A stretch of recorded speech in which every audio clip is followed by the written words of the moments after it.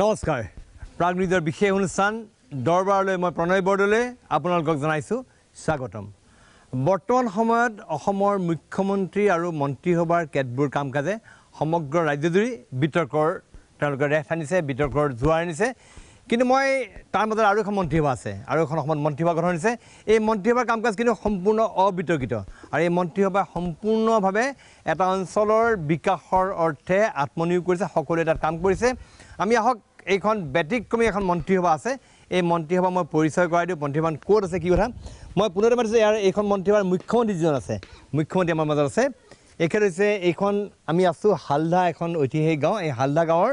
এখেত হৈছে মুখ্যমন্ত্ৰী আপোনাৰ নামটো আপুনি পৰিচয় কৰিব মোৰ নামটো ভাস্কৰ জ্যোতি নাথ আৰু এই হালদাৰ যিখন আমাৰ স্বচ্ছ আৰু আদৰ্শ গাঁও নিৰ্মাণ অভিযান এই অভিযানত মই মুখ্যমন্ত্ৰী হিচাপে ৰাইজে নিৰ্বাচন কৰিছে তেখেত মুখ্যমন্ত্ৰী তেখেতে এইখন গাঁও এইখন যিখন গাঁও আছে হালদা গাঁও এইখন আচলতে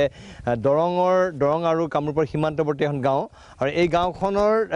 সামগ্ৰিক বিকাশৰ কাৰণে এই মন্ত্ৰীসভাখন কাম কৰি আছে মই বাকী মন্ত্ৰীসকলক মই মাতিছোঁ তেওঁলোকক মই আহক আপোনালোক আহক সকলোকেইজন নিজৰ নিজৰ পৰিচয় দিয়ক হয় এইখন এটা তাৎপৰ্যপূৰ্ণ এনেকুৱা মই দেখা নাই অসমত ব্যতিক্ৰমী এখন মন্ত্ৰীসভা মই পূৰ্বতে কোনো শুনা নাই এখন মন্ত্ৰীসভা সমগ্ৰ গাঁওখনৰ আৰ্থ সামাজিক বিকাশৰ অৰ্থে কাম কৰি আছে এই মন্ত্ৰীসভাৰ যিসকল মন্ত্ৰী আছে তেওঁলোকক মই পৰিচয় কৰাই দিছোঁ ইয়াক এই মন্ত্ৰীসকলক কিন্তু ৰাইজে নিৰ্বাচিত কৰিছে হয় আপোনাৰ নামটো মই হৰেশ্বৰ চমুৱা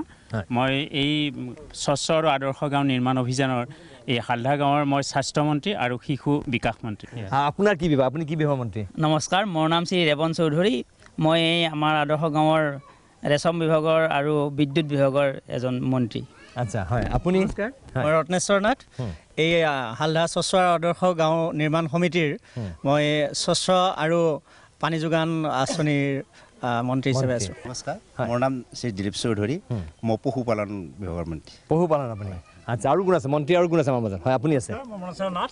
মই বৰ্ণী প্ৰকৃতি সংঘৰ সভাপতি আৰু লগতে মোৰ ভাগত দিছে আমাৰ মুখ্যমন্ত্ৰী ডাঙৰীয়াই তেখেতে মোৰ স্পৰ্টছ আৰু শিশু বিকাশ আপুনি গাঁওখনত যদি আহে মই গাঁওখন আহি পেলাই আচৰিত ইয়াৰ পৰিৱেশ দেখি এখন সম্পূৰ্ণ স্বচ্ছ গাঁও ইতিমধ্যে স্বচ্ছতাৰ কাৰণে এই গাঁওখনে ইতিমধ্যে পুৰস্কাৰ পাইছে দৰং জিলাৰ ভিতৰত এখন আটাইতকৈ এখন পৰিষ্কাৰ পৰিচ্ছন্ন গাঁও তাৰ লগত ৰাজ্যৰ এখন অন্যতম পৰিষ্কাৰ পৰিচ্ছন্ন গাঁও আৰু ইতিমধ্যে প্ৰধানমন্ত্ৰী নৰেন্দ্ৰ মোদীয়ে টুইট কৰি এই গাঁওখনৰ কথা উল্লেখ কৰিছে হালদা গাঁও আৰু হালদা গাঁৱৰ আৰু বহু বিশেষতা আছে মই আপোনালোকে যদি শুনিব এই কাহিনী শুনিলে আচৰিত হ'ব আজিৰ পৰা প্ৰায় 1.5-2 বছৰ পূৰ্বলৈকে এই গাঁওখন বিভিন্ন সামাজিক কাৰণত এই গাঁওখনত বিভিন্ন অসূয়া দ্বন্দ্ব খৰিয়াল আছিলে কিন্তু সকলো দ্বন্দ্ব খৰিয়াল আঁতৰাই সামাজিক বাতাবৰণ সম্পূৰ্ণ শুদ্ধ কৰি গাঁওখনে কাম কৰিছে মই অকণমান মুখ্যমন্ত্ৰীৰ ওচৰলৈ গৈছোঁ কি হৈছিল আচলতে কেনেকুৱা আছিলে কিহৰ কাৰণে আপোনালোকে মন্ত্ৰীসভা গঠন কৰি এই গাঁওখনৰ উন্নয়নৰ কাৰণে লাগিবলৈ বাধ্য হ'ল হয় গাঁওখনত ইয়াৰ পূৰ্বৰ অৱস্থাটো এনেকুৱা আছিল যে গাঁৱত ধৰ্মীয় বিশ্বাসবিলাকক কেন্দ্ৰ কৰি গাঁওখন বহুধা বিভক্ত হৈছিলে যাৰ ফলত খেল খাইছিল যাৰ ফলত আমাৰ মানুহৰ মাজত মিলা প্ৰীতিটো নাইকিয়া হৈছিল দ্বন্দ্ব খৰিয়ালে ঠাই লৈছিল তাৰপিছতে আমাৰ যিবিলাক সকাম নিকাম থাকে মানুহৰ সেই সকাম নিকামত ইঘৰে সিঘৰত নামাতি কিন্তু আমি ভাবিলোঁ যে এই পৰিৱেশটোৰ এটা আমাক মানে ভাল অৱসান এটা লাগে ভাল অৱস্থা এটা ঘূৰি আহিব লাগে তাৰোপৰি আমাৰ দুটা স্বেচ্ছাসেৱী অনুষ্ঠান আছে এটা বৰ্ণদী প্ৰগতি সংঘ আৰু হালদা আঞ্চলিক মহিলা সমিতি দুয়োটা অনুষ্ঠানে সোণালী আৰু ৰূপালী জয়ন্তী পালন কৰিছে কিন্তু পৰিতাপৰ কথা সেই অনুষ্ঠান দুটাত মানুহ নোহোৱা হ'ল মানে সামাজিক কাম কৰিবৰ কাৰণে সমূহীয়া সিদ্ধান্ত ল'বৰ কাৰণে কোনেও ওলাই নাহে যাৰ ফলত আমাৰ সামাজিক যিখিনি কাম কাজ ৰাজহুৱা কাম কাজ আমাৰ স্থবিৰ হৈ গৈছিল আৰু এই অৱস্থাটোৰ পৰা আমি অৱসান বিচাৰিছিলোঁ তাৰপিছতে আমাৰ যিখিনি ডেকা ল'ৰা আছিলে তেওঁলোকে খুব বেছি মেট্ৰিক পাছ কৰিছে বা হায়াৰ ছেকেণ্ডেৰী পাছ কৰিছে তাৰপিছত পঢ়া শুনাটো একেবাৰে এৰি দিছিলে যাৰ ফলত আমাৰ গাঁৱত শৈক্ষিক যিখন ক্ষেত্ৰ সেই ক্ষেত্ৰখনত এটা বৰ মুখ্যম আঘাত লাগিল আৰু যিখিনি আমাৰ পূৰ্বৰ চাম আমাৰ ব্যক্তি আৰু যিখিনি নতুন চাম এটা ডাঙৰ গেপ এটাৰ সৃষ্টি হ'ল যাৰ ফলত কোনেও কাৰো কথা নুশুনা হ'ল আৰু তেওঁলোকে শ্ৰমিক হিচাপে দিন হাজিৰা কৰা শ্ৰমিক হিচাপে জীৱন নিৰ্বাহ কৰিব ল'লে এতিয়াও আমাৰ গাঁৱত তেনেকুৱা এটা শ্ৰেণী আছে 20 পৰা 25 বছৰ বয়সৰ ল'ৰা ছোৱালীখিনিয়ে আমাৰ শ্ৰমিক হিচাপে কাম কৰে যিটো অৱস্থাৰ পৰা আমি পৰিত্ৰাণ বিচাৰিছিলোঁ আৰু এইখিনি পৰিত্ৰাণ বিচাৰি আমি গাঁৱৰ যিখিনি শিক্ষিত চাম আছে আমি বহি এটা পৰিকল্পনা যুগুত কৰিলোঁ যে এই গাঁওখনক আমি উদ্ধাৰ কৰিবই লাগিব পূৰ্বৰ ঐতিহ্য আমি ঘূৰাই আনিব লাগিব আৰু সেই পৰিকল্পনাখিনি আমি ৰাইজক মাতি জনালোঁ জনোৱাৰ পিছত সকলোৱে এইটো ভাল পালে আৰু সেইমতে আমি প্ৰায় 20টা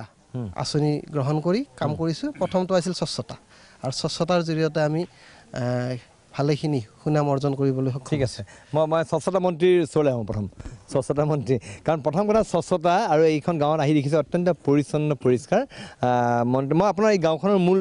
কিমান আৱাসী কিমান আছে কিমান বাসিন্দা কিমান জনসংখ্যা কিমান গাঁওখনৰ আমাৰ জনসংখ্যা এতিয়া 800ৰ ওপৰ আছে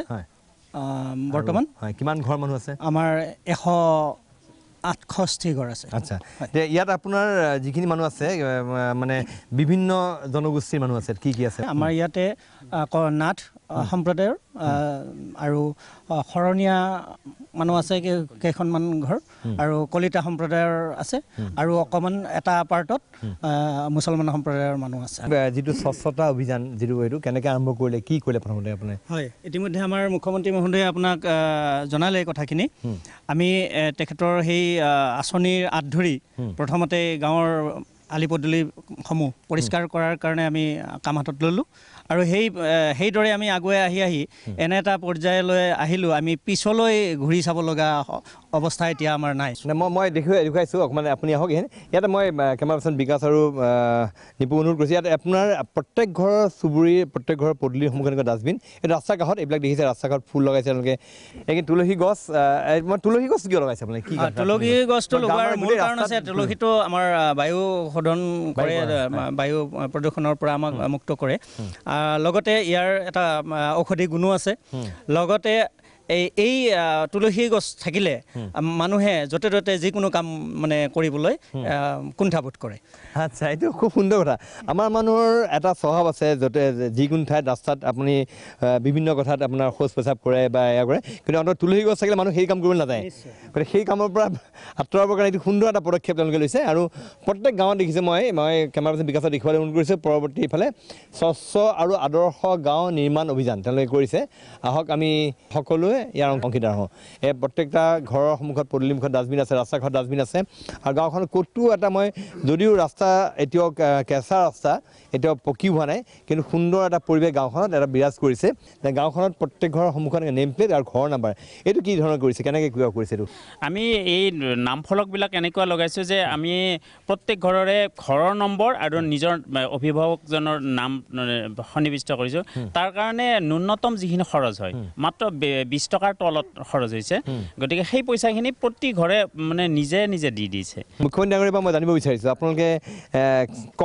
কৰ আদায় কৰে নেকি মানে চৰকাৰ এখন চলাবলৈ আচলতে কৰ দৰকাৰ চৰকাৰখন কেনেকৈ চলিব চৰকাৰ বিভিন্ন উন্নয়নমূলক কাম কাজৰ কাৰণে কৰ দৰকাৰ কৰ আদায়ৰ ব্যৱস্থা কিবা আছে নেকি নাই আমাৰ গাঁৱত সেইটো নাই মানুহে যিখিনি কৰে স্ব ইচ্ছাই কৰে শ্ৰমদান কৰি কৰে ইয়াতে কৰ চৰৰ আমি ব্যৱস্থা গ্ৰহণ কৰা নাই উন্নয়নমূলক আঁচনিবিলাক তেনেকৈ কৰি আছে হয় গোটেইখিনি উন্নয়নমূলক আঁচনি তেনেকৈ কৰিছোঁ আৰু আমাৰ আঁচনিখিনি এনেকুৱা মানুহৰ সময় আৰু টকা পইচা এই দুটা যাতে খৰচ নহয় আমি যোৱা 1.5 বছৰত আমাৰ এঘৰ মানুহৰ মাত্ৰ 120 টকা এটা খৰচ হৈছে 1.5 বছৰত ইমানখিনি আৰু গাঁৱত ৰূপায়ণ হৈছে 44,40,000 টকাৰ কাম গাঁওখনত হৈছে এতিয়ালৈকে 44,40,000 টকাৰ কাম উন্নয়নমূলক আঁচনিত আপোনালোকে নিয়োগ কৰিছে কিন্তু মানে গাঁৱৰ ৰাইজৰ পৰা মানে বৰঙণি ল'ব লগা গাঁৱৰ ৰাইজৰ পৰা ল'ব লগা হোৱা নাই মাত্ৰ এটা বছৰত 120 টকা এটা খৰচ হৈছে আমাৰ মানে কিবা কিবি যেনেকুৱা আমি নখোৱা পৰ্ব এটা পালন কৰোঁ প্ৰতি বছৰে তাতে তেওঁলোকে এটা বৰঙণি দিয়ে বা নেম প্লেটখিনি লগাইছোঁ তাতে 20 টকা এটা দিছে ন্যূনতম খৰচ আৰু এটা তেনেকৈ মাত্ৰ বৰ্ষপূৰ্তি এটা অনুষ্ঠান এটা কৰিছোঁ তাতে এটা ন্যূনতম বৰঙণি দিছে এনেকৈ মাত্ৰ এঘৰ পৰিয়ালৰ 120 টকা এটা খৰচ হৈছে আমাৰ এই অভিযানটোৰ নামত এই গাঁওখনৰ কথা যদি আপোনালোকে চাই বা গম পায় আচৰিত মই যিমানখিনি চাইছোঁ যিমানখিনি দেখিলোঁ মোক অভিভূত কৰিছে গাঁওখনে তেওঁলোকে কিবা এটা আঁচনি লৈছে গাঁৱৰ আঁচনিৰ ভিতৰত তেওঁলোকে লৈছে স্বচ্ছ হালদা অৰ্থাৎ পৰিষ্কাৰ পৰিচ্ছন্ন হালদা কৰিব তেওঁলোকে তাত কৰিছে সেউজ হালদা তেওঁলোকে ইয়াত বৃক্ষৰোপণৰ কাৰ্যসূচী লৈছে আপোনালোকে বৃক্ষৰোপণৰ কোনোবা মন্ত্ৰী আছে ইয়াত বৃক্ষৰোপণ কৰাৰ দায়িত্বত আজি নাই আচ্ছা বৃক্ষৰোপণ ইয়াৰ কাৰ্যসূচী তেওঁলোকে লৈছে এইটো হৈছে সেউজ হালদা এক গাঁও এক শিল্প ইয়াত ৰেচম মন্ত্ৰী আছে ৰেচম মন্ত্ৰী এখেত ৰেচম মন্ত্ৰী আচ্ছা কওকচোন কি বস্তু কৰিছে এইটো এক গাঁও এক শিল্প কেনেকুৱা ধৰণৰ হয় তাৰমানে আমি আমাৰ কেন্দ্ৰীয় চৰকাৰৰ এখন অভিলেখী আঁচনি আমি পাইছোঁ IBSDP NERTPS বুলি এই আঁচনিখনৰ জৰিয়তে মোটামুটি আমাৰ 3 বছৰ আৰম্ভ হ'ব এই বেলি শেষ হ'ব আৰু এই আঁচনিখনৰ জৰিয়তে আমাৰ হালদা গাঁৱৰ প্ৰায় 85% মানুহে পলু পালনৰ জৰিয়তে মানে নিজৰ মানে জীৱিকাৰ পথ বাছি লৈছে আপোনালোকে দেখিলে গম পাব গোটেই গাঁওখনত এই এক কালাৰৰ এটা ঘৰ দেখিছে এই ঘৰটো পলু পালনৰ বাবে দি দিছে গতিকে এনেকুৱাকৈ প্ৰায় প্ৰতিটো পৰিয়ালক 1 টকা ঘৰ দিছে যাতে তেওঁলোকে পলু পালন কৰি মানে জীৱিকা নিৰ্বাহ কৰিব পাৰে। তাৰ উপৰিও পলু পালনৰ বাবে যিবিলাক সা সামগ্ৰী হয় এই গোটেই সা সামগ্ৰীবিলাক আমাক মানে অফিচৰ বিভাগীয় অফিচে আমাক যোগান ধৰিছে। তাৰ উপৰিও পাত সূতা কাটাৰ কাৰণে আমাক মেচিন দিছে। এইটো আমাৰ হালদাত আছে বৰ্তমান, আমি পাত সূতা কাটো। ইয়াৰ উপৰি আমি যিবিলাক পাত সূতা কাটো এই পাত সূতাৰ পৰা কিছুমান কাপোৰ তৈয়াৰ কৰিবৰ কাৰণে আমাক মানে শাল কিছুমান দিছে, তাঁতশাল। ইতিমধ্যে আমাৰ গাঁৱৰ প্ৰায় 20-25খনমান শাল পাইছে। এইখিনি আমি মানুহবিলাকে যাৰ মূল্য 35,000 টকা, আমি 10% ছাবচিডি দিব লগা হৈছে। 10 টকা আমি 100 টকাত 10 টকা দি পেলাই আমি এইটো লৈছোঁ। আৰু এটা আমাৰ মানে ভাল মানে হেৰি হৈছে যে যোৰহাট কেন্দ্ৰীয় ৰেচম বোৰ্ড, এই যোৰহাট কেন্দ্ৰীয় ৰেচম বোৰ্ডে আমাক সচৰ পলু পালনৰ কাৰণে এক মানে ব্যৱস্থা দিছে। আমাৰ এই অঞ্চলৰ 5খন গাঁৱক তেখেতসকলে সচ পলু পালনৰ এলেকা হিচাপে মানে নিৰ্বাচিত কৰিছে। গাঁওখনত কেইবাটাও বৈশিষ্ট্য, গাঁওখনত আৰক্ষী নোসোমায়। ইয়াত যদি কিবা দণ্ডখৰীয়াল হয়ও সেইখিনি কথা তেওঁলোকে নিজাববীয়াকৈ আপোনালোকে মীমাংসা কৰে। আমাৰ গাঁওখনত আমি এটা মানে ব্যৱস্থা গ্ৰহণ কৰিছোঁ আমাৰ মন্ত্ৰী পৰিষদে বহি, যে কোনো হাই কাজিয়া হ'লে আগৰ দৰে কোনো চিধাই মানে পুলিচৰ ওচৰত যোৱাটো আমি নিষিদ্ধ কৰিছোঁ। আমি যিমানলৈকে পাৰোঁ আমি গাঁৱতে তাৰ মীমাংসা কৰি মানুহক ন্যায় প্ৰদান কৰি আছোঁ। আৰু তাৰ কাৰণে আমি এটা সামাজিক ন্যায় বিভাগ বুলি এটা দপ্তৰো খুলিছোঁ। আৰু আমাৰ গাঁৱৰ যিজন গাঁওবুঢ়া সেই দপ্তৰৰ চোৱা চিতা কৰি। মই আৰু বাইদেউ কেইবাগৰাকী আছে, হয় আপোনালোকৰ কথা আনি কওকচোন বাইদেউ, আপোনাৰ নামটো কি কওক? হয়, নমস্কাৰ, মোৰ নাম শ্ৰী নৰ্মদা নাথ। হয়, ইয়াত আপুনি পলু পুহিছে নেকি? হয়, কিমান উৎপাদন মানে তাৰ পৰা লাভ হৈছে নে আপোনালোকৰ? লাভ হয়। আৰু এতিয়া যে যিখন চৰকাৰ হৈছে এই চৰকাৰখনে কাম কৰি কেনেকুৱা কাম কৰে? চৰকাৰে আপোনালোকৰ মনৰ আশা কাম পূৰণ কৰিছে নে? হয়, পূৰণ কৰিছে। আগতে বহুত খেলিমেলি আছিল নেকি? আছিল, খেলিমেলি আছিল, এতিয়া নাই, বৰ্তমান নাই আৰু। হয়, মোৰ নাম নৱমী নাথ, মই এই গাঁৱৰ হালধা মৈজালি মালিবাৰী 3খন গাঁৱৰ আশা কৰ্মী। আচ্ছা, কি পৰিৱৰ্তন চৰকাৰখনে পৰিৱৰ্তন কি আনিছে মোক সেইটো লাগে? বহুত পৰিৱৰ্তন আনিছে। আগতে কি আছিল, এতিয়া কি হ'ল? আগতে আমাৰ বহুত খেলিমেলি আছিলে গাঁওখনত।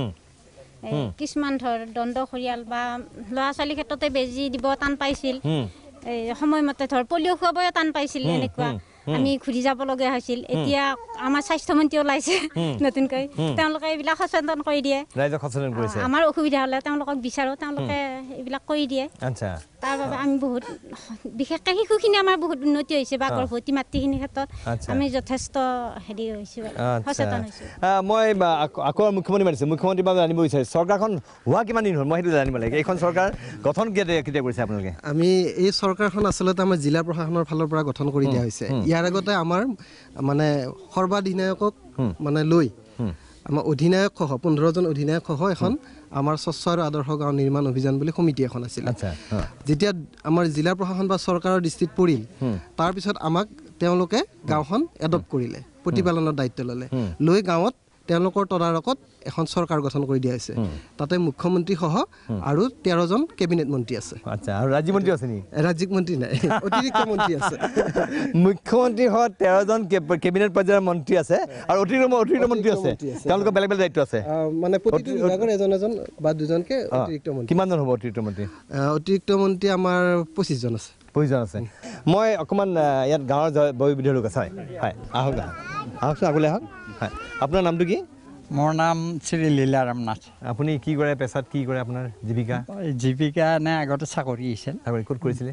ওচৰতে কৰিছিলে। এতিয়া শিক্ষক আছিলে।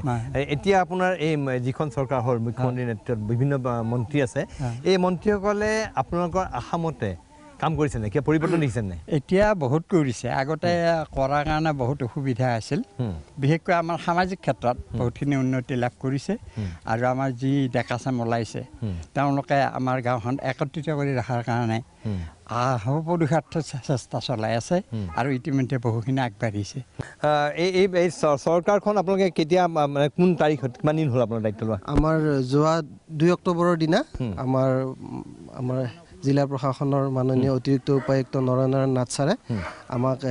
এই বিষয়টো মানে 2 অক্টোবৰ 2017 নে 2018? আপোনালোকে কাম কৰা বেছি দিন হোৱা নাই? চৰকাৰীভাৱে চৰকাৰ হিচাপে কাম কৰা বেছি দিন হোৱা নাই। তাৰ আগত আমি কিন্তু অধিনায়ক, নায়ক আৰু সৰ্বাধিনায়ক হিচাপে আমি স্বচ্ছতাৰ কামখিনি লগতে উন্নয়নমূলক কামখিনি কৰি আছিলোঁ। মই অন্য নালাগে, এটা সামান্য কথা, এই ৰাস্তাৰ যিটো আছে এই ৰাস্তাটো এটা সময়ৰ অৱস্থা নাছিলে। ৰাস্তাটো কেনেকুৱা আছিলে আগতে? আগতে ৰাস্তাটো কেনেকুৱা আছিলে? এইটো একদম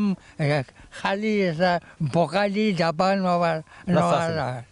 আচ্ছা পুৰা পুৰা বোকাময় পথ বোকা ৰাস্তাৰ অৱস্থাটো একেবাৰে কাহিলে আছিলে কোন পিডব্লিউ মিনিষ্টাৰ আছে নাই আছে আমাৰ ৰাস্তা ঘাটখিনি ঠেক আছিল আপোনালোকৰ সকলোৱে জানে এইটো মানুহবিলাকৰ এটা অভ্যাস থাকে নিজৰ ৰাস্তাৰ ফালে বেৰবিলাক আগুৱাই ৰাস্তাৰ মাটি ঘৰৰ কিমান সেইটো কৰে তাৰপিছতে আমাৰ যেতিয়া এই সমিতিখন গঠন হ'ল তাৰপিছতে আমি ৰাইজক জনাই দিলোঁ যে আমি আপোনালোকে সকলোৱে আমাৰ ৰাস্তা ঘাটখিনি বহল কৰিবৰ কাৰণে অলপ অলপ জাগা এৰি দিব লাগিব কাৰণ সেইখিনি আগতে ৰাস্তা ঘাটবিলাক বহল আছিল পিছতহে আপোনালোকে আগুৱাই আহিছে তাৰপিছতে সকলোৱে মানি ল'লে আৰু মানি লৈ সকলোৱে নিজৰ নিজৰ বেৰখিনি পিছুৱাই দিলে আৰু এতিয়া ৰাস্তা ঘাট আপুনি দেখিছে কিমান বহল আমাৰ গাঁৱত মই অকণমান কেমেৰা পাৰ্চন নিপু বিকাশক অনুৰোধ কৰিছোঁ অকণমান ৰাস্তা দেখুৱাৰ কাৰণে এতিয়া ৰাস্তা দুইফালে বহল হ'ল গাঁৱৰ ৰাস্তা আৰু তাৰ লগতে গাঁৱৰ ৰাস্তা বহল হৈছে লগতে আমি দেখিবলৈ পাইছোঁ যে দুই কাষে তুলসী গছ লগাই দিছে যে তুলসী গছ লগোৱাৰ আৰু কথা আমি ক'লোঁ আৰু ইয়াতে আমি প্ৰত্যেকৰ ঘৰৰ মুখে মুখে বাঁহৰ এনেকুৱা ডাষ্টবিন বনাইছে এখেত সৌন্দৰ্য বৰ্ধন বিউটিফিকেশ্যন আমি গুৱাহাটীৰ সৌন্দৰ্য বৰ্ধনৰ কাৰণে আমি অহৰহ চেষ্টা কৰি সক্ষম হোৱা নাই এটা বিৰাট ডাঙৰ প্ৰশাসন বিৰাট ডাঙৰ এটা হেৰি লাগি আছে কিন্তু গুৱাহাটীৰ সৌন্দৰ্য বৰ্ধনৰ যিবিলাক কাম আমি কৰিব পৰা নাই তাৰ কৰিব নোৱাৰা কেইবাটাও কথা এটা হৈছে আমাৰ মানুহৰ স্বভাৱ আমাৰ মানুহে কৰে কি ৰাস্তাত য'তে ত'তে থুই পেলাই ৰাস্তাত পিক পেলাই ৰাস্তাত যিকোনো জাবৰ জোঁথৰ পেলাই দিয়ে কিন্তু এইখন গাঁৱত এই কথা নিষিদ্ধ এইখন গাঁৱত এই কথা নিষিদ্ধ এই সৌন্দৰ্যবৰ্ধন মন্ত্ৰী যিগৰাকী আছে মই তেওঁৰ সৈতে তেওঁৰ পৰা জানিব বিচাৰিম আপোনাৰ নামটো শ্ৰী মহেশ নাথ কি কৰিছে সৌন্দৰ্যবৰ্ধনৰ কাৰণে কি আঁচনি দিছে আপোনালোকে এতিয়া আমাৰ সৌন্দৰ্যবৰ্ধনৰ যিটো আমাৰ হেৰি আছে আপোনাৰ ৰাস্তা ঘাটৰ যিটো আগতে ঠেক আছিলে এতিয়া বহল হৈ গ'ল এতিয়া আমি ভাবিছোঁ কি বহল যেতিয়া হ'ল আমি ভাবিছোঁ চব বেৰবিলাক একেই হ'ব লাগিব সেইটো এটা আমাৰ দেখাটো ভাল হ'ব বেৰাবিলাক একে ডিজাইনৰ হ'ব লাগিব এইটো দেখাত ভাল হোৱাৰ কাৰণে আৰু যিহেতু আপোনালোকে দেখা পাইছে তুলসী গছ ফুল এনেকৈ ৰোৱা হৈছে তাৰে ওপৰে আমি এনেকৈ নুনি গছ এনেকৈ ৰোপণ কৰিছোঁৱে ইতিমধ্যে এনেকৈ যিমান পাৰোঁ ডাষ্টবিনবিলাক আপুনি বনাইছে বুলি শুনিছে ডাষ্টবিনবিলাক এইটো ন মোৰ মডেলটো অলপ বেলেগ আছে মোৰ হেৰি মোৰ বাটতে আছে আপোনালোকে আহোঁতে দেখা পাইছে বোধহয় এনেকৈ অলপ নতুন পদ্ধতিত ৰং চং দি অলপ ভাল ডিজাইনত বনাইছে আৰু আমাৰ ইয়াৰ ডাষ্টবিনটো বিশেষকৈ আমাৰ মহেশ নাথে যিটো ডাষ্টবিন বনাইছে আৰু অসমৰ বহুত ঠাইত মানে সমাদৃত হৈছে আৰু বিভিন্ন জেগাত যোৰহাট শিৱসাগৰ গুৱাহাটী বা নিকটৱৰ্তী সকলো গাঁৱতে এওঁ ডাষ্টবিনটো মানে ব্যৱহাৰ কৰিছে এইটো এটা বৰ মানে সুখৰ খবৰ তাৰোপৰি এখেতৰ মানে যিটো মানে ডাষ্টবিন বনোৱা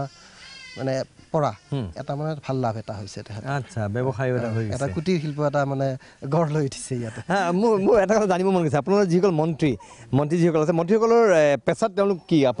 আপুনি মই নিজে শিক্ষক এফালে আপোনাৰ কেইবাজন শিক্ষক আছে আৰু বেলেগ বেলেগ আপোনাৰ মই শিক্ষক কিন্তু মই বিদ্যুৎ মন্ত্ৰী হিচাপে এটা কথা ক'ব বিচাৰিছোঁ অসমৰ ভিতৰত আমি এখন গাঁও বনাব বিচাৰিছিলোঁ যে গোটেই গাঁওখনত LED যুক্ত গাঁও ইতিমধ্যে আমি প্ৰায় 99% আমাৰ LED হৈ গৈছে আৰু এই ক্ষেত্ৰত আমাক বিদ্যুৎ বিভাগে সহায় কৰিছে ভাৰত চৰকাৰে এটা আঁচনিৰ জৰিয়তে 60 প্ৰত্যেক ঘৰে ঘৰে আৰু এটা বিশেষ বৈশিষ্ট্য হ'ল আমাৰ গাঁওবিলাকত আগতে মানে চোৰাং কৰি মানে লাইটবিলাক কিছুমান ব্যৱহাৰ কৰিছিল ধৰক বিয়া সভা পাতিলে এতিয়া কিন্তু আমাৰ নোৱাৰে এইটো কোনেও নকৰে এইটো এই ক্ষেত্ৰত আমি কিন্তু সাৱধান কৰিছোঁ মানুহবিলাকক আৰু প্ৰত্যেকে এইটো মানি লৈছে মই আমাৰ বাইদেউহঁত আৰু কোনোবাই কিমান এফালে আৰু আপোনাৰ কি উপাৰ্জন কি আছে কি কৰে কি খেতি আছে ধান খেতি আছে তে আৰু কি হেৰি কাপোৰ বয় কিমান তাঁতশালৰ পৰা কিমান উপাৰ্জন কিমান কি কৰে হয় 3000 4000 এনে গামোচা বওঁ তাৰোপৰি মেখেলা চাদৰ গোটেইখিনিয়ে বওঁ আৰু নুনি পলু পুহিছে নেকি পুহিছিলোঁ আছে এতিয়াও আছে এতিয়া বৰ্তমান নাই আহিব আৰু আচ্ছা আমি এইটো বস্তু এনেকৈ লৈ গৈছোঁ যে স্বচ্ছতাই ডাঙৰ কথা নহয় স্বচ্ছতাৰ লগত আমি অৰ্থনৈতিক বিকাশৰ কাৰণেও আমি কাম কৰি আছোঁ গতিকে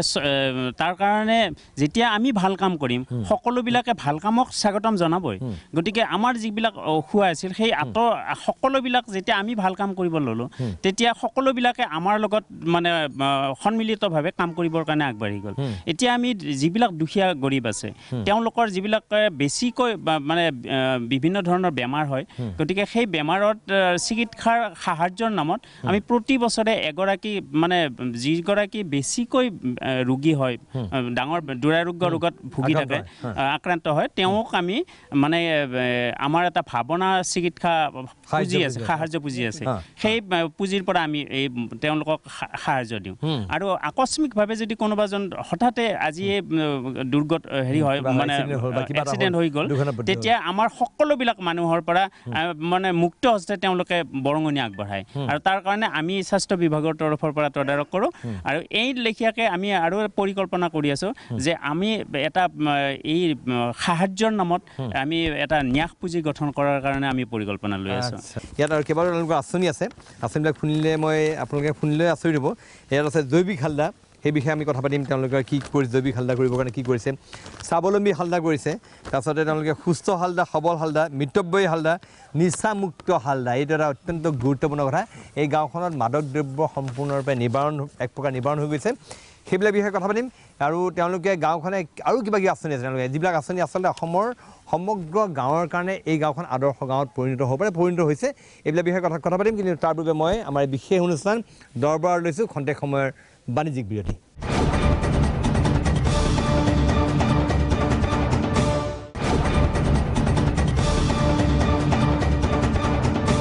খন্তেক সময়ৰ বিৰতিৰ পিছত পুনৰবৰ্তী আহিছোঁ প্ৰাগ নিজৰ ইতিবাচক বিষয়ৰ বিশেষ অনুষ্ঠান দৰবাৰলৈ আজি মই দৰবাৰলৈ উপস্থিত আছোঁ এইখন কামৰূপ আৰু এইফালে দৰং জিলাৰ সীমান্তৱৰ্তী এখন গাঁও হালদা গাঁও ইতিমধ্যে এখন ঐতিহ্যপূৰ্ণ গাঁও কিন্তু গাঁওখনৰ মাজতে বিভিন্ন দ্বন্দ্ব খৰিয়ালৰ কাৰণে গাঁওখন বিভিন্ন অসুবিধাৰ সন্মুখীন হোৱাৰ পিছত এই পৰৱৰ্তী সময়ত বৰ্তমান ইয়াত এখন চৰকাৰ গঠন হৈছে এই চৰকাৰখনে ইতিমধ্যে গাঁওখনৰ আৰ্থসামাজিক বিকাশৰ ক্ষেত্ৰত প্ৰভূত বৰঙণি যোগাইছে মই দেখুৱাইছোঁ এই সুন্দৰ তেওঁলোকে ইয়াত ডাষ্টবিন দেখিছোঁ সুন্দৰ মই আপোনাৰ ইয়াত স্বাস্থ্যমন্ত্ৰী আপুনি আছে আপোনাৰ পৰা স্বাস্থ্যমন্ত্ৰীৰ পৰা মই জানিব বিচাৰিছোঁ আচলতে এখন আপোনালোকে যিটো কৈছে যে এখন প্লাষ্টিক মুক্ত এখন গাঁও কৰিব খুজিছে আমি ইয়াত প্লাষ্টিক টোটেলি আমি নিষিদ্ধ কৰিছোঁ ইয়াত মানে যি বস্তুৱেই নহওক আনকি ভিতৰৰ আমাৰ গাঁৱৰ ভিতৰত থকা যিখিনি হেৰি আছে দোকান পোহাৰ আছে সেইবিলাকতো তেওঁলোকে প্লাষ্টিকৰ বস্তুত আমাক পলিথিনত আমাক কোনো বস্তু নিদিয়ে আমিও সেই বস্তুটো আনিব নাযাওঁ কিন্তু একেবাৰে নহ'লে নহয় যেনে মাছখিনি আনিবৰ সময়তো ঘৰৰ পৰা লৈ যায় মানুহে পলিথিন এটা লৈ যায় সেইটো আকৌ আনি ধুই থৈ দিলে আকৌ কেতিয়াবা যদি মাছখিনিও কিনি আনিব লগা হয় তেতিয়াহ'লে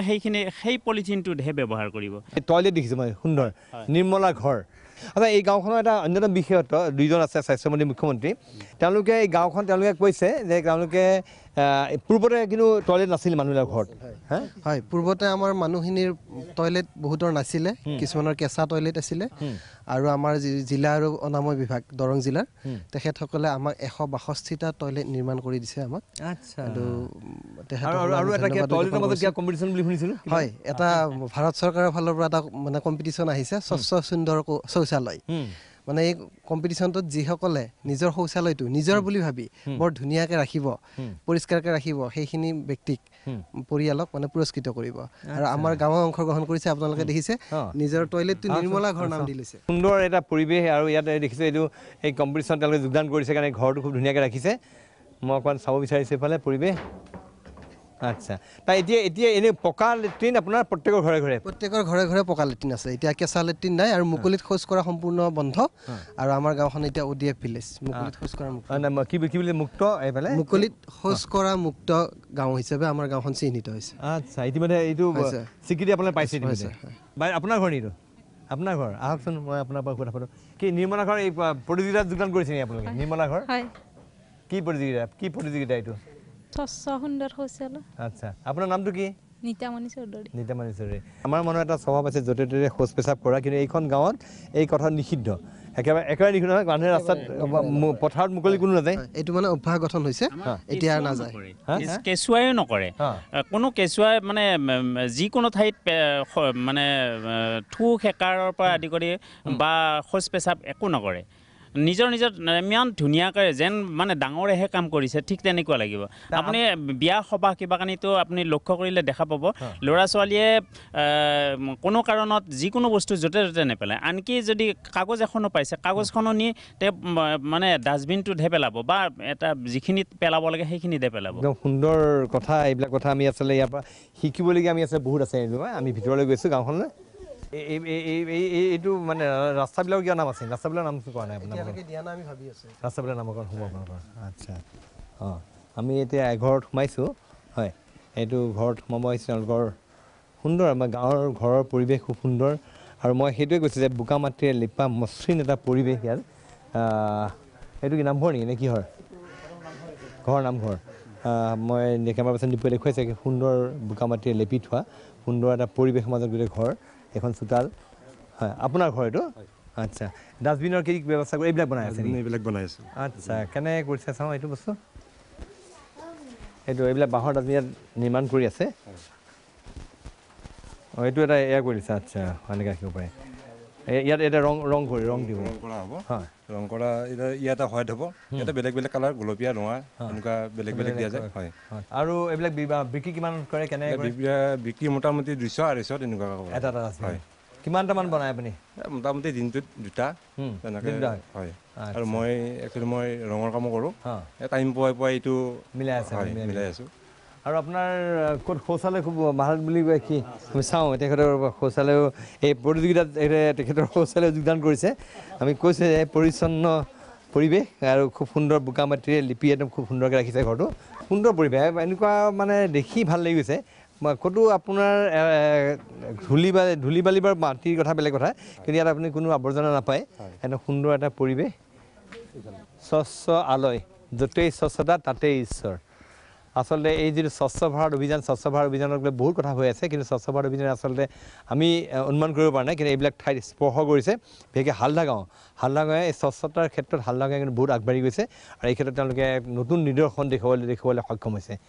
মই হেৰিৰ পৰা মুখ্যমন্ত্ৰীয়ে জানিব বিচাৰিম তাৰমানে এনেকুৱা শৌচালয় প্ৰত্যেকৰ ঘৰত আছে প্ৰত্যেকৰ ঘৰতে আছে হয় আমি যিটো স্বচ্ছ সুন্দৰ শৌচালয় বুলি এটা যিটো কণ্টেষ্ট হৈ আছে তাতে আমি হালদা গাঁওখনে অংশগ্ৰহণ কৰিছোঁ আৰু ইতিমধ্যে ইয়াৰ ফটোখিনি গোটেইখিনি বিভাগে লৈ লৈছে আৰু প্ৰতিযোগিতাৰ নিশ্চয় আমি এটা ভাল ফলাফল আশা কৰি আছোঁ হালদা গাঁওখনে মই ইয়াত টিকলি দুজনমান দেখিছোঁ এই টিকলি কি নাম তোমাৰ নমস্কাৰ মোৰ নাম শ্ৰী অংকিতা নাথ ক'ত পঢ়া তুমি শংকৰদেৱ শান্তি নিকেতন কোন ক্লাছত প্ৰথম এইজনী তোমাৰ ভণ্টি নেকি হে কোন হয় এইজনী অহ ৰাস্তাত যদি কাগজ পৰি থাকে উঠোৱা নুঠোৱা হে উঠাই দিয়া ৰাস্তাত পৰি থাকিলে হে হয়নে এইটোৱে বৈশিষ্ট্য যে এই গাঁওখনৰ যিসকল শিশু আছে তেওঁলোককো এনেকুৱাকৈ শিক্ষা প্ৰদান কৰা হৈছে তেওঁলোকে ৰাস্তাত যদি ক'ৰবাত আৱৰ্জনা দেখে পলিথিন বেগ দেখে কাগজৰ টুকুৰা দেখে সেইবিলাক তেওঁলোকে লগে লগে উঠাই লয় তেওঁলোকে নিজে উঠাই ডাষ্টবিনত থয় এইটো এটা অত্যন্ত সুন্দৰ এটা কথা এইটো মই বেলেগ অন্য ঠাইত দেখিবলৈ পোৱা নাই নহয় জানো এইটো হেৰি হে আমাৰ শিশুসকলকো আমি সজাগতা সৃষ্টিৰ কাৰণে প্ৰতি দেওবাৰে আমি আহ্বান জনাওঁ আৰু তেওঁলোকে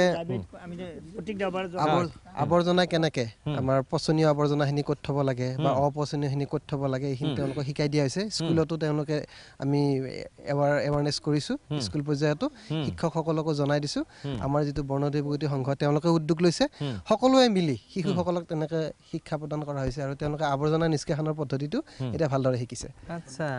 কি কৰা ৰাস্তাত যদি জাবৰ পৰি থাকে পেপাৰ পৰি থাকে লৈ যোৱা তোমালোকে ক'ত পেলোৱা আনি পেলাই ডাষ্টবিনত পেলোৱা আৰু যদি প্লাষ্টিক পৰি থাকে প্লাষ্টিক পৰিলেও ডাষ্টবিনত পেলোৱা তোমাৰ নামটো কি নমস্কাৰ মোৰ নাম শ্ৰী চিন্ময় নাথ তোমাৰ নামটো নমস্কাৰ মোৰ নাম শ্ৰী নয়না চৌধুৰী কোন ক্লাছত পঢ়া 5 কোন স্কুলত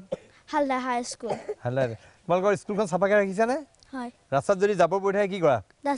ডাষ্টবিনত পেলোৱা ক'তো ৰাস্তাত পৰি থাকিব নিদিয়া তই ৰাস্তাত থুই পেলোৱা নেকি একেবাৰে সঁচানে পায়খানা জেগা শৌচ পেচাব কৰে নেকি ৰাস্তাত কোনেও নকৰে দেওবাৰে মইনা পাৰিজাতত সংঘত হয় সংঘত মইনা পাৰিজাত হয় তাত বৰণ বৰদেউতা আৰু মৰম বৰদেউতা মইনা পাৰিজাতৰ শিকায় মইনা পাৰিজাত গান নাচ এইবিলাক শিকায় সাধু কথা কয় এইবিলাক সংঘত কৰে আমাৰ আচ্ছা মইনা পাৰিজাত প্ৰত্যেক দেওবাৰে 3টা বজাত তেওঁলোকে আহে এগালত গামোচা লৈ প্ৰত্যেকে আহে ল'ৰা ছোৱালীবিলাকে আহি আমি আমাৰ বদননাথ আৰু মই আমাৰ যোগেদি কিমান দিন হৈছে এইটো আৰম্ভ কৰাৰ পৰাই আমি 3মাহমান 4মাহ হ'ল আমাক দায়িত্ব অৰ্পণ কৰিছে সেইকাৰণে আমি এতিয়া আধ্যাত্মিক দিশত আমি শিশুসকলক আমি আনিব বিচাৰিছোঁ আগবঢ়াই মই বৰ্তমান উপস্থিত আছোঁ এইখন যিখন গাঁও হালদা গাঁও এই হালদা গাঁৱৰ এটা তিনিআলিত আৰু তিনিআলিৰ পৰিৱেশটো ইমান সামগ্ৰিক পৰিৱেশ বৰ সুন্দৰ পৰিৱেশ মই কেমেৰা পাৰ্চন নিপু আৰু বিকাশক অনুৰোধ কৰিছোঁ এই তিনিআলিটোৰ পৰিৱেশ দেখাবৰ কাৰণে খুব সুন্দৰ পৰিৱেশ আৰু ইয়াত কেইবাখনো মই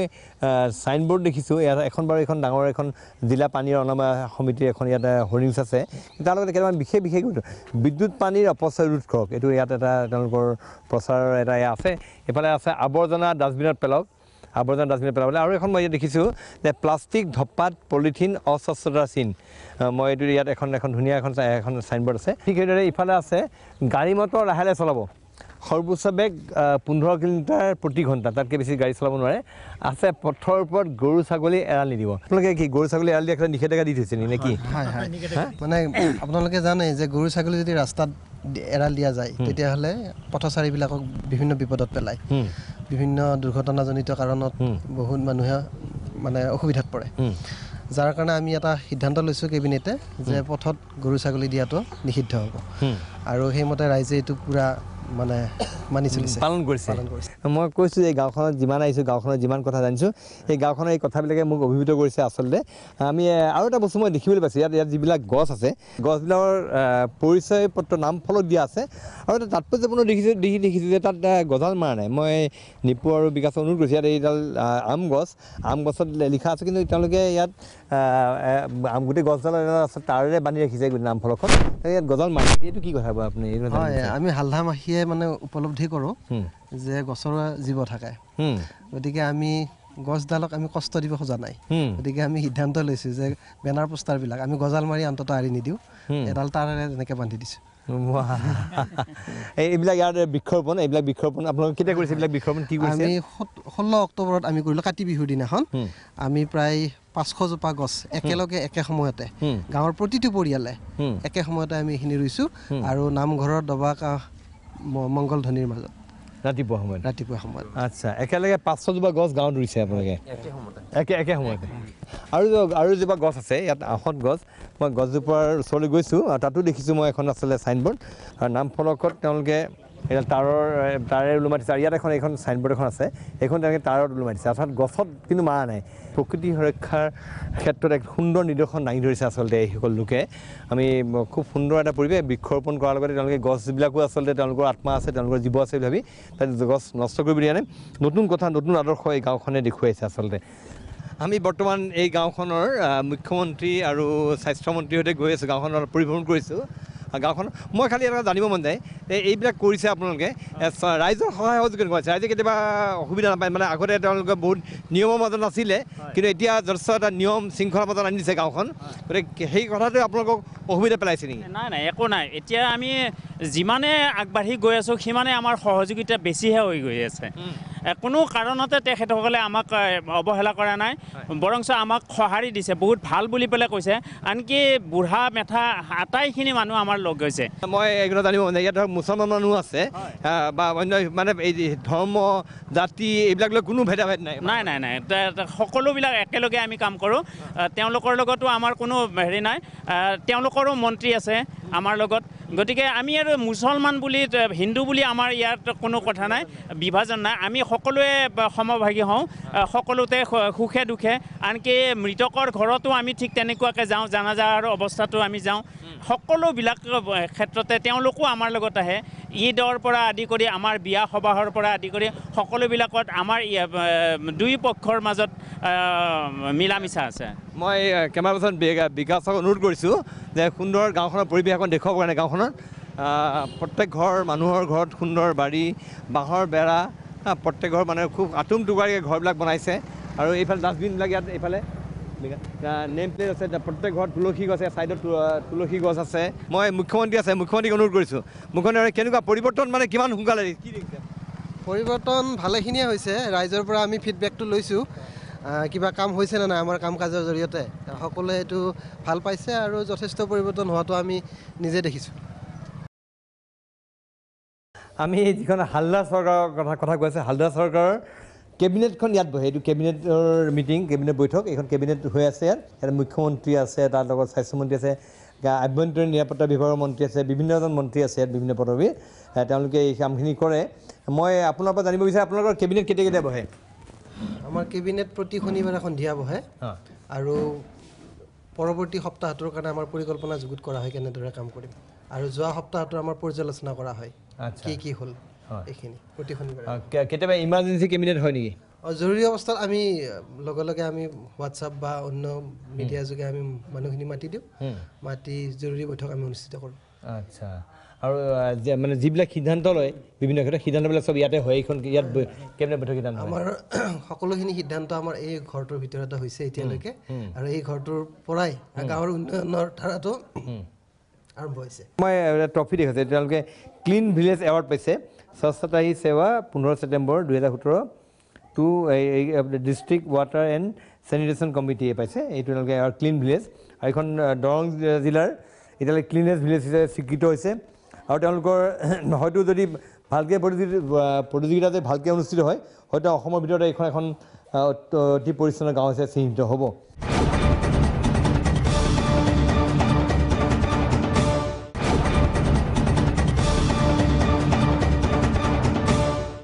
আমি কথা পাতি আছিলোঁ এই হালদা গাঁওখনৰ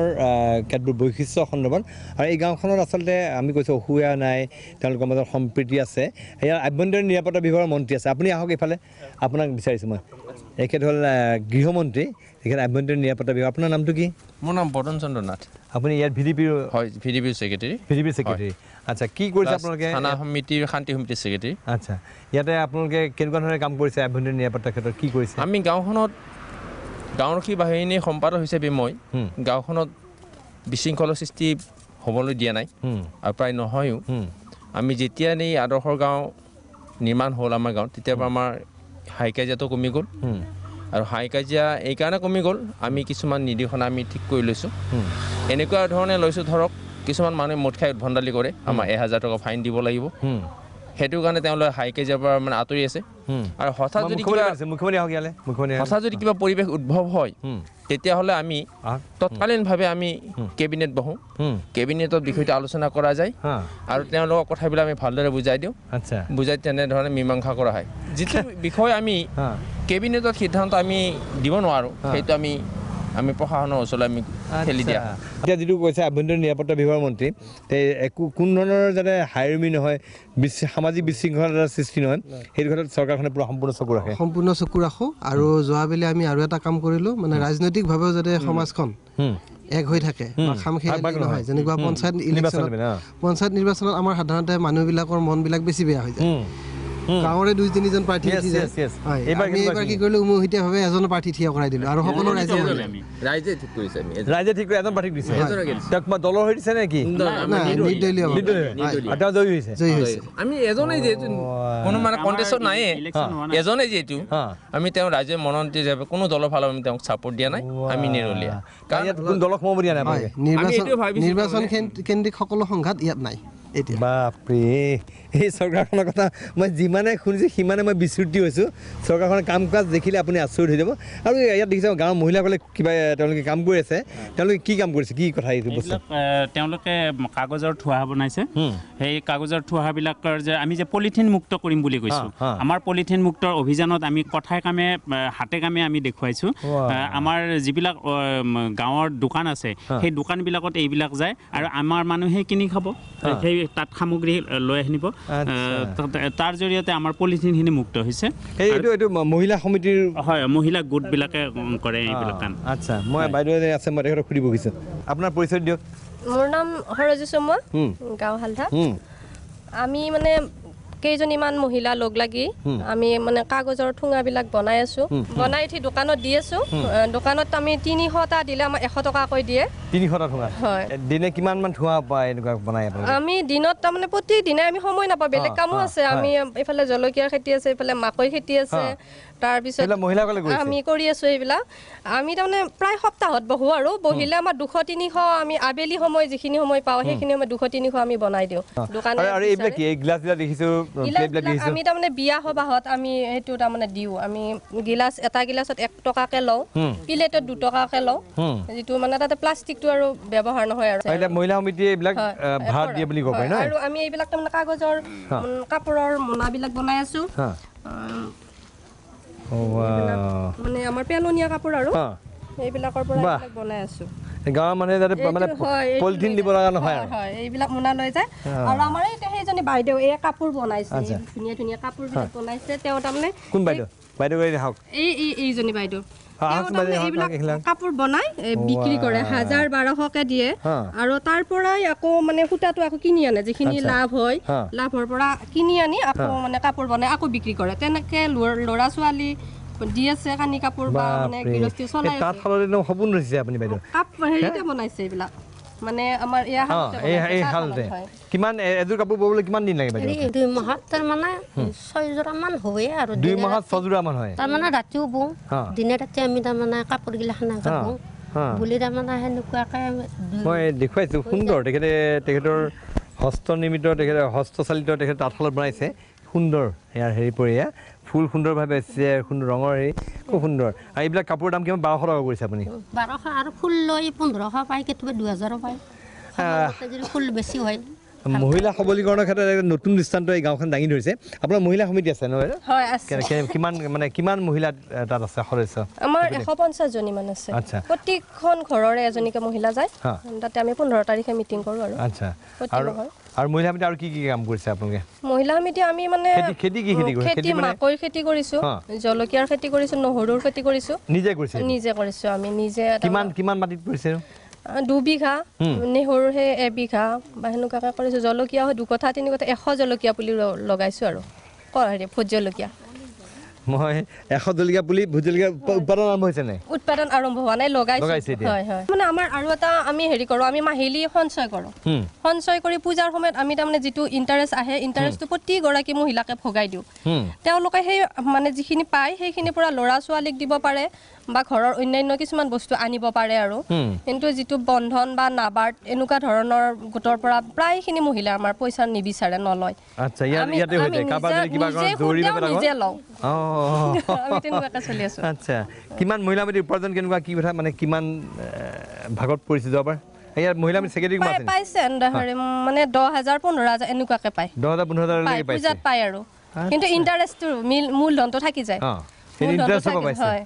বাহ সেইটো মহিলা সবলীকৰণৰ ক্ষেত্ৰত হালদে এক নতুন দৃষ্টান্ত দাঙি ধৰিছে আচলতে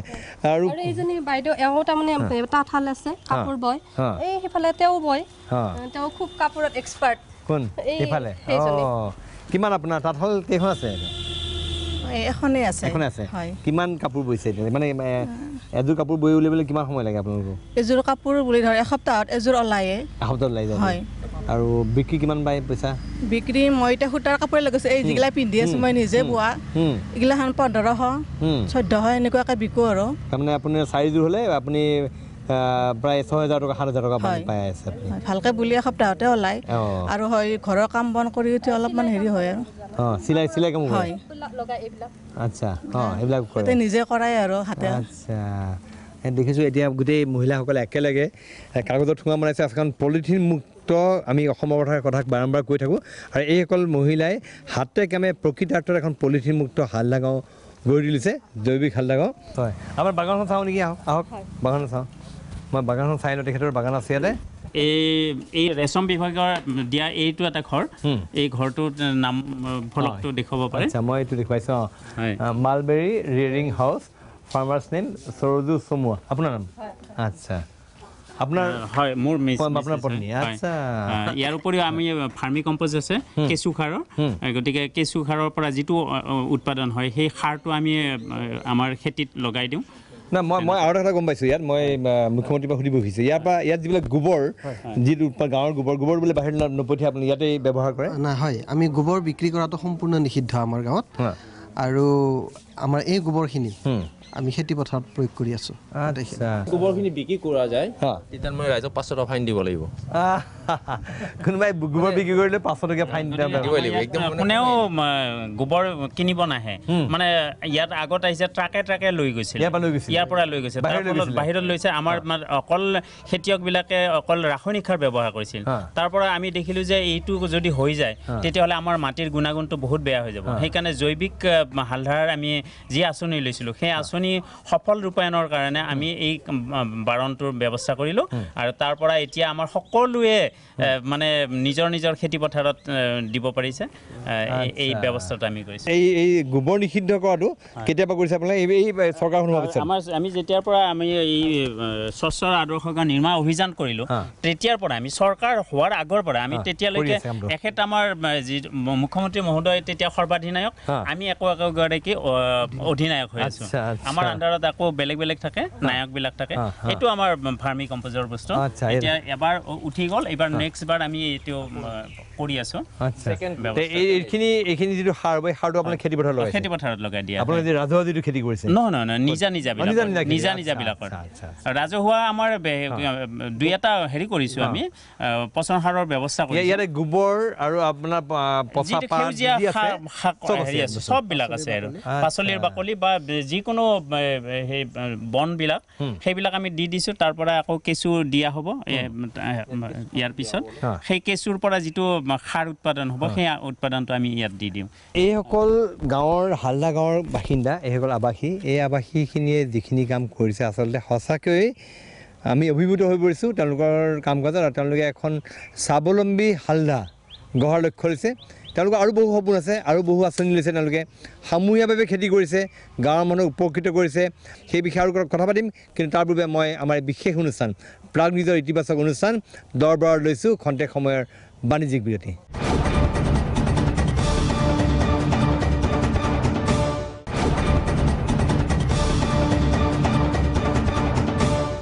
আজি আমি দৰবাৰত এখন গাঁও দেখুৱাই আছে যিখন গাঁও এখন মন্ত্ৰীসভাৰ দ্বাৰা পৰিচালিত হৈছে এক আমূল পৰিৱৰ্তন সাধন কৰিছে চৰকাৰখনে এই গাঁওখনৰ পৰিৱেশ দেখাই আছোঁ আৰু এতিয়া আমি জানিব বিচাৰিম আমাৰ শেষৰ অংশলৈ আহিছোঁ গাঁওখনৰ যিসকল বিপথে যোৱা যুৱক আছে তেওঁলোকক পুনৰ শুদ্ধ পথলৈ ঘূৰাই অনাৰ লগতে সামূহিকভাৱে তেওঁলোকে খেতি কৰি গাঁৱৰ বিকাশত অৰিহণা যোগাইছে মই পুনৰবাৰ মুখ্যমন্ত্ৰী ডাঙৰীয়াক মাতিছোঁ মুখ্যমন্ত্ৰী শেষৰবাৰ কাৰণে মাতিছোঁ মুখ্যমন্ত্ৰী ডাঙৰীয়াক মই আপোনালোকক জানিব বিচাৰিম এই অঞ্চলৰ যিসকল আছিলে এটা সময়ত আপোনালোকে কৈছিলে এটা পৰিৱেশ বৰ তিক্ত পৰিৱেশ আছিলে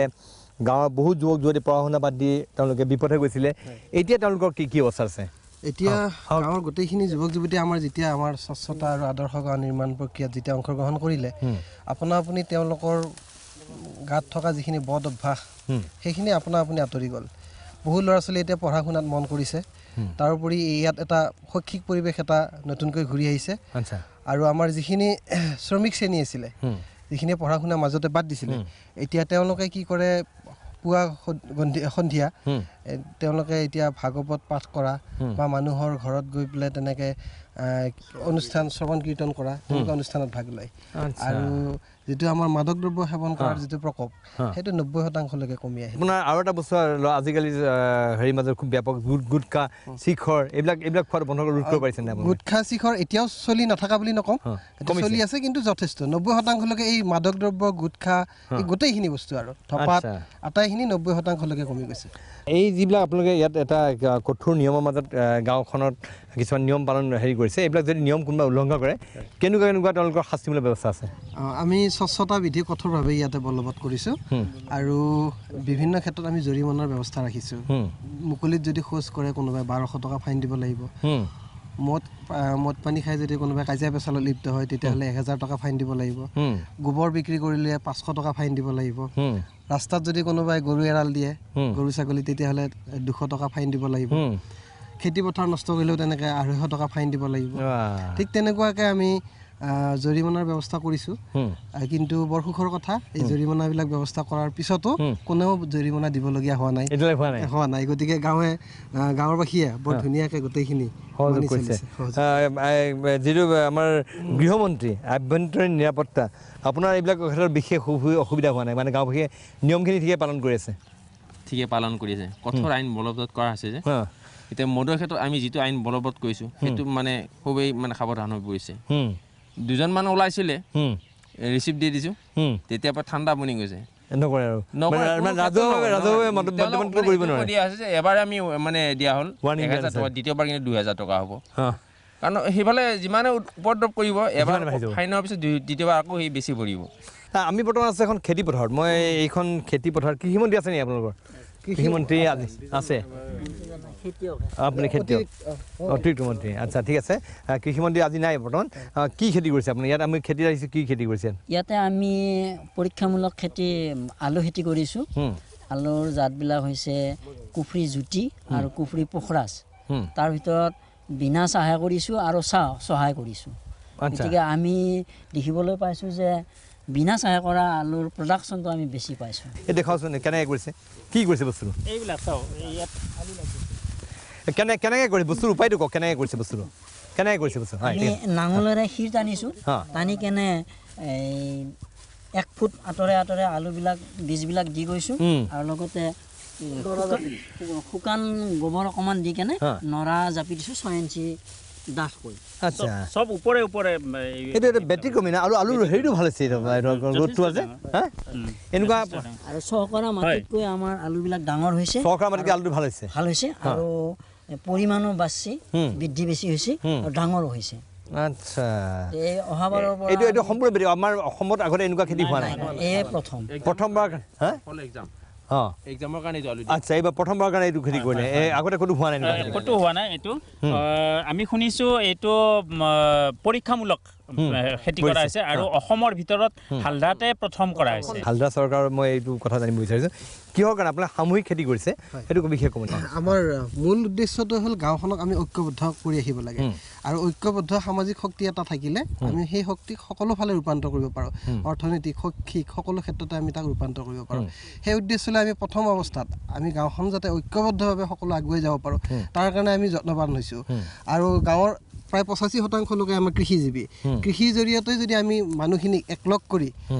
মানে এটা স্বাৱলম্বিতাৰ নিদৰ্শন আমি দাঙি ধৰিব নোৱাৰোঁ তেতিয়াহ'লে অন্য পথ আমাৰ নাই। সেইকাৰণে আমি কৃষি ক্ষেত্ৰত আমি সমূহীয়াভাৱে কৃষি কৰি সকলো মানুহৰে অংশগ্ৰহণটো নিশ্চিত কৰিছোঁ আৰু সকলোকে এই কৃষিক আগ্ৰহী কৰিছোঁ। এইটো এটা অত্যন্ত তাৎপৰ্যপূৰ্ণ ঘটনা যে গাঁওখনক গাঁওবাসীক স্বাৱলম্বী কৰাৰ কাৰণে এই চৰকাৰখনে পদক্ষেপ লৈছে। এইটো কথা নহয় জানো? গাঁওবাসীক স্বাৱলম্বী কৰিবলৈ অৰ্থনৈতিকভাৱে সচল কৰিব লাগে, সেইটো কথা একেলগে স্বাৱলম্বী হ'ব লাগে, সকলোৱে একেলগে আগবাঢ়িব লাগে, সেইটো আমাৰ মূল লক্ষ্য। চৰকাৰখনৰ তত্বাৱধানত কি খেতি হৈছে ইয়াত? আমাৰ ইয়াতে যোৱা বছৰ আমাৰ কৃষি বিভাগৰ অধীনত আমাৰ হেৰি হ'ল মটৰ খেতি 60 বিঘা মাটিত আমি মটৰ খেতি কৰিছোঁ। এইবাৰ 50 বিঘা মাটিত আমি মাকৈ খেতি কৰিছোঁ। আলু খেতি কৰিছোঁ প্ৰায় 15 বিঘা মাটিত, মচুৰ খেতি কৰিছোঁ 2.5 বিঘা মাটিত, নহৰু খেতি কৰিছোঁ 1 বিঘা মাটিত, ভোট জলকীয়া কৰিছে আমাৰ মহিলাসকলে। তাৰপিছতে তেওঁলোকে মাকৈ আৰু মচুৰো কৰিছে, নহৰু কৰিছে। এনেকৈ আমাৰ গাঁওখনত এটা কৃষি বিপ্লৱৰ সূচনা হৈছে এই বছৰ। আচ্ছা আৰু আপোনাৰ প্ৰায় গাঁওবিলাক দেখা যায় যে আপোনাৰ যিবিলাক ধৰক ডেকা ল'ৰা তেওঁলোক আড্ডাত বেছি মনোনিৱেশ কৰে, গাঁৱৰ চুকত আড্ডা বেছি চলে, সেইবিলাক কমিছে নাই? এইটো আমাৰ ইয়াত ব্যৱস্থাই নাই, তাৰমানে নিজে নিজে সময়ে নাই, আমাৰ কাৰো সময় নাই, চব ব্যস্ত। ৰাতিপুৱা আমি সামূহিককৈ চাফাইৰ অনুষ্ঠান কৰোঁ, চাফাইৰ কাম যিখিনি সকলো আহে, প্ৰত্যেকে আহে। কোনোবা যদি অহা নাই তাৰ কাৰণে আমি আপত্তিও নকৰোঁ, মানে নিজৰ কাম বুলি সকলো আহে। সেই 1 ঘণ্টা আমি কাম কৰিলোঁ, তাৰপিছত আমাৰ আকৌ নিজৰ কামবিলাক নিজে নিজে গুচি গৈছে। আপুনি আচৰিত হ'ব, আমাৰ সৰ্বাধিনায়ক অৰ্থাৎ মুখ্যমন্ত্ৰী আনকি প্ৰাইম মিনিষ্টাৰে যেতিয়া আদৰ্শৰ গাঁও হিচাপে গঢ়ি উঠে তেতিয়া আমাৰ টুইট যোগে আমাক মানে মহিলাখিনি মানে প্ৰশংসা কৰিলে। আনকি আমাৰ সৰ্বাধিনায়কৰ জন্মদিনতো তেওঁ শুভেচ্ছা বাণী আমালৈ পঠাইছে। আচৰিত কথা, এইটো মানে খুবেই হাল্লাবাহীৰ কাৰণে অতি গৌৰৱৰ কথা। মুখ্যমন্ত্ৰী তেখেত ভাস্কৰজী নাথ তেখেতৰ জন্মদিনত প্ৰধানমন্ত্ৰীয়ে তেখেতক শুভেচ্ছা জনাইছে, টুইট কৰিছে গাঁওখনৰ ঘৰে। সঁচাকৈ প্ৰশংসনীয় কাম তেওঁলোকে কৰিছে আৰু এটা নতুন উদাহৰণ দিছে। আচলতে আৰু ইতিমধ্যে জানি আচৰিত হ'ব যে এইখন গাঁৱৰ এই হালদা চৰকাৰৰ কাম কাজ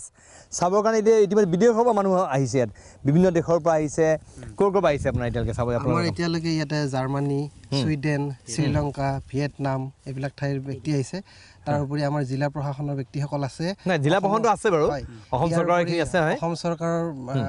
ব্যক্তিসকলৰ উপৰিও আমাৰ বিভিন্ন ঠাইৰ পৰা কেন্দ্ৰীয় মন্ত্ৰীক মাৰিছে নেকি? কেন্দ্ৰীয় মন্ত্ৰী অশোক টামটা আহিছিলে, তেখেত কেন্দ্ৰীয় ৰাজ্যিক মন্ত্ৰী আছিলে ৰেচম বিভাগৰ, তেখেতো আহি প্ৰদৰ্শন কৰি গৈছে। গতিকে এনেকৈ বিভিন্ন ঠাইৰ লোক আহিছে ইয়াতে। আৰু সেইসকল লোক যিসকল আহিছে বাহিৰৰ বিদেশৰ পৰা আহিছে তেওঁলোকে কি চাবলৈ আহিছে? গাঁওখন চাবলৈ যে গাঁৱৰ সামগ্ৰিক পৰিৱেশ, খেতি বাতি চব? হয়, গাঁৱৰ সামগ্ৰিক পৰিৱেশৰ লগতে খেতি বাতিখিনিৰ ওপৰত তেওঁলোকে গুৰুত্ব দিছে আৰু স্বাৱলম্বিতাটোৰ ওপৰত তেওঁলোকে গুৰুত্ব দিছে। মই আমাৰ স্থানীয় সংবাদদাতা কমল আছে, মই কমলক মাতিছোঁ অকণমান। কমল, মই জানিব বিচাৰিছোঁ আচলতে এইখন গাঁৱৰ এইখন গাঁৱৰ বাসিন্দাসকলে যিধৰণে ব্যতিক্ৰমী চিন্তা চৰ্চাৰে যিধৰণে গ্ৰাম্য বিকাশৰ লগতে এই হালদা চৰকাৰে যিধৰণে উন্নয়নমূলক কাম কাজ কৰিছে, ই আচলতে এই অঞ্চলৰ এটা পৰিৱৰ্তন সাধন কৰিছে। আচলতে কেৱল হালদা গাঁওখন যে স্বচ্ছৰ কাৰণে কাম কৰিছে এইটো কথা নহয়। হালদা গাঁওখন এখন স্বনিৰ্ভৰশীল গাঁও হিচাপে পৰিণত কৰিবৰ কাৰণে এওঁলোকৰ চৰকাৰখনে কাম কৰিছে। এটা উদাহৰণ আমি যদি ইয়াতে চাওঁ, আমি যি আলু খেতিত আছোঁ, ইয়াত জেওৰা নাই, আৰু আপুনি যদি সমান্তৰালকৈ সেইফালে চাই পিছফালে হাজাৰ হাজাৰ গৰু ইয়াত চৰাইছে, গৰখীয়াই। এইটো এটা গাঁওখনৰ এটা অৰিজিনেল গাঁৱৰ আচল যিটো ছবি হালদাতেই পাব। স্বচ্ছ গাঁও হিচাপে হালদাখনে ইমানেই ডাঙৰ কাম কৰিছে 26খন গাঁৱত এই নিকটৱৰ্তী 26খন গাঁৱত তেওঁলোকে স্বচ্ছতাৰ প্ৰচাৰ চলাই তেওঁলোকৰ সৰ্বাধিনায়ক বা তেওঁলোকৰ কেবিনেট পৰ্যায়ৰ মন্ত্ৰী গৈ এখন সভা পাতে এই গাঁৱৰ চৰকাৰৰ প্ৰতিনিধি গৈ ওচৰ চুবুৰীয়া গাঁৱৰ ৰাইজৰ লগত মিলিত হৈ তেওঁলোকে এখন সভা পাতে ৰাজহুৱা সভা সেই সভাৰ পিছদিনাৰ পৰাই তেওঁলোকে সেই গাঁওখনেও একেই পৰিকল্পনাৰে কামবিলাক আগবঢ়াই গৈছে আপুনি যদি দৰঙৰ প্ৰতিখন গাঁৱত এতিয়া প্ৰৱেশ কৰে আমি যেতিয়া বাতৰি কৰিবলৈ যাওঁ সকলোৱে কেৱল স্বচ্ছতাৰ কাৰণে বাতৰি কৰিবলৈ মাতে আৰু ভাল পাওঁ যে হাল্লাক কেন্দ্ৰ কৰি সকলোৰে ঘৰে ঘৰে ডাষ্টবিন এই পৰিৱৰ্তন হালধাই কৰা নিশ্চয় একদম ক'ব লাগিব যে অসমৰ নহয় উত্তৰ পূৰ্বাঞ্চলৰ প্ৰথম হৈছে হাল্লা গাঁও গতিকে হাল্লাৰ যি প্ৰশংসনীয় এই কাম চৰকাৰে কৰিব নোৱাৰা কাম কিন্তু কম কেইটামান মাহতে হাল্লা চৰকাৰে কৰিছে এতিয়া আপোনালোকৰ এই চৰকাৰৰ তাৎক্ষণিকভাৱে আৰু কি পদক্ষেপ আছে আৰু কি পৰিকল্পনা আছে চমুকে কি ক'ব আমি এটা বৰ তৎকালীন যিটো আমাৰ পদক্ষেপ আছে এইটো হ'ল চুবুৰী ভিত্তিত আমি ফল মূলৰ খেতি কৰাটো